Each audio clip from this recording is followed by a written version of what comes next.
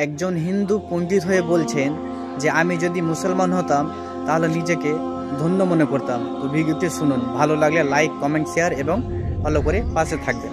Video ইন্টারনেটে খুব ছুটছে, সেখানে আমার একটা উক্তি আছে, আমি যদি মুসলমান হতে পারতাম নিজেকে ধন্য বলে মনে করতাম।